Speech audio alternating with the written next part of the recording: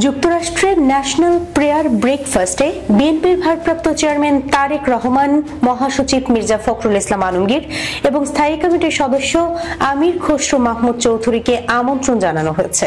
শনিবার দলটির press wing এর পক্ষ থেকে জানানো হয়, যুক্তরাষ্ট্রের নতুন প্রেসিডেন্ট ডোনাল্ড ট্রাম্পের পক্ষ থেকে শুক্রবার ন্যাশনাল প্রেয়ার ব্রেকফাস্টে অংশ নিতে এই আমন্ত্রণ জানানো হয়। ইউএস কংগ্রেশনাল কংগ্রেসের নেতৃত্বে আয়োজিত ন্যাশনাল প্রেয়ার ব্রেকফাস্ট অনুষ্ঠানটি আগামী ৫-৬ ফেব্রুয়ারি ওয়াশিংটন ডিসিতে অনুষ্ঠিত হবে। ন্যাশনাল প্রেয়ার ব্রেকফাস্ট ইভেন্টটি মূলত খ্রিস্টান ব্যক্তিত্ব, পাদ্রী, নির্বাচিত কর্মকর্তা এবং উদ্যোক্তাদের একটি সমাবেশ, যা সাধারণত ফেব্রুয়ারির প্রথম বৃহস্পতিবার ওয়াশিংটন ডিসিতে অনুষ্ঠিত হয়। মার্কিন এই বার্ষিক অনুষ্ঠানটি প্রথমে প্রেসিডেন্সিয়াল প্রেয়ার ব্রেকফাস্ট নামে পরিচিত ছিল। পরে 1970 সালে এর নামকরণ হয় ন্যাশনাল প্রেয়ার ব্রেকফাস্ট।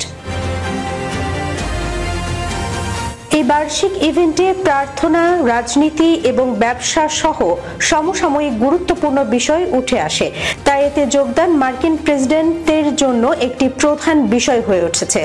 বার্ষিক এই অনুষ্ঠানে প্রথমবারের মতো 1953 সালে দেশটির প্রেসিডেন্ট ডোয়াইট ডি আইজেনহাওয়ার যোগ দেন।